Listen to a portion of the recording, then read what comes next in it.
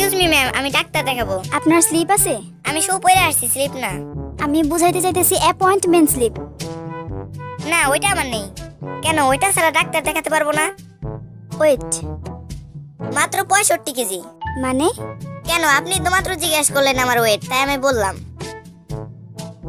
শুনুন, আগামীকাল সকালবেলা আপনার প্রস্রাব টেস্ট করব। এই বোতলে আপনার প্রস্রাব নিয়ে আসবেন। তো টেস্ট কি আপনি করবেন, আপনার সহকারী করবে? আরে না, আমি নিজেই টেস্ট করব। প্রস্রাবের বোতল তো ঠিক আছে, কিন্তু চানাচুর আনলেন কেন? না, ভাবলাম খালি মুখে টেস্ট করবেন, ব্যাপারটা খারাপ দেখায় না, তাই চানাচুর আনলাম। চানাচুরের সাথে টেস্ট করে মজা পাবেন। ডাক্তার সাহেব, আমাকে তাড়াতাড়ি ওষুধ দেন, দাঁতের ব্যথায় সারা রাত ঘুমাতে পারি না। আপনাকেই তো আমি খুঁজছি। কেন? না, আমার তো একজন নাইট গার্ড দরকার, তাই।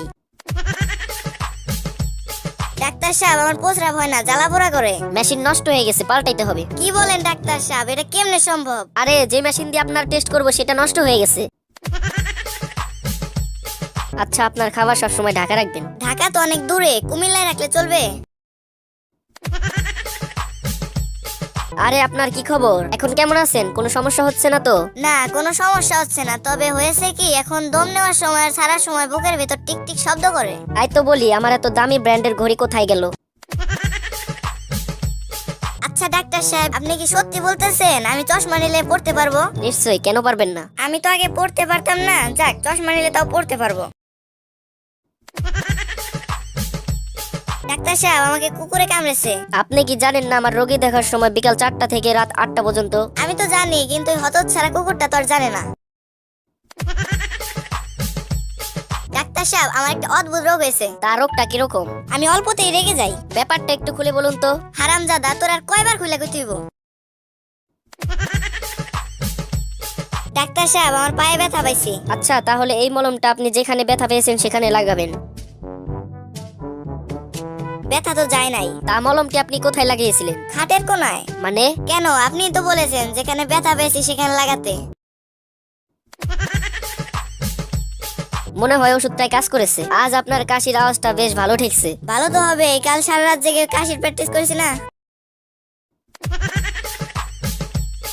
ডাক্তার সাহেব, আমাকে বাঁচান, আমি মনে হয় 10 মিনিটের মধ্যে মারা যাব। আচ্ছা, আপনি একটু অপেক্ষা করুন, আমি 20 মিনিটের মধ্যে ফিরে আসছি। ডাক্তার সাহেব, আমি আমার ওজন কমাতে চাই। তাহলে আপনি প্রতিদিন 5 কিলোমিটার করে দৌড়াবেন। ডাক্তার সাহেব, আমার ওজন তো অনেক কমছে, কিন্তু আমি বাড়ি যাব কেমনে? আমি প্রতিদিন 5 কিলোমিটার করে দৌড়াতে দৌড়াতে বাড়ি থেকে 1825 কিলোমিটার দূরে চলে আসছি।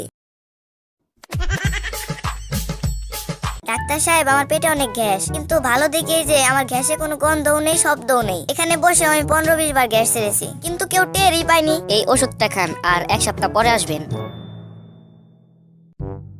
ডাক্তার সাহেব, এটা আমাকে কি ওষুধ দিলেন? আমার গ্যাসের শব্দ নেই, কিন্তু জঘন্য গন্ধ। আপনার নাক ঠিক হয়ে গেছে, এবার আপনার কানের চিকিৎসা করতে হবে। আই এম সরি, আপনার ছেলে মারা গেছে। আব্বু, আমি তো মরি নাই। চুপ বিয়াদব, তুই কি ডাক্তারের চেয়ে বেশি বুঝিস নাকি? ডাক্তার সাহেব, আমাকে বাঁচান, যখন আমি জেগে থাকি মনে হয় আমার পাশে জিরাফ বসে আছে। আবার কখনো কখনো শিম্পাঞ্জি খাওয়ার সময় ভাগ বসাতে চায়। তাছাড়া হাতি, গন্ডার, হরিণ তো আছেই। আমি এখন কি করব ডাক্তার সাহেব? আপনি মোটেই চিন্তা করবেন না, বাড়িতে একটা খাঁচা কিনে ঢুকে পড়ুন। ডাক্তার সাহেব, বেশি দিন বাঁচার উপায় কি? যান, গিয়ে বিয়ে করুন। কেন, বিয়ে করলে কি বেশি দিন বাঁচা যায়? তা যায় না, কিন্তু বিয়ে করলে বেশি দিন বাঁচার চেষ্টা করবেন না।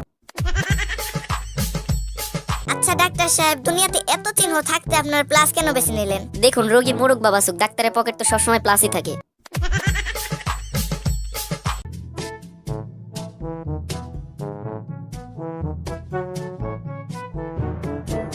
বলুন তো, 3 কে 3 দিয়ে গুণ করলে কত হয়? 398। মঙ্গলবার। নয়। এটা আপনি কিভাবে বের করলেন? এটা তো খুবই সহজ, 398 থেকে মঙ্গলবার বিয়োগ করেছি।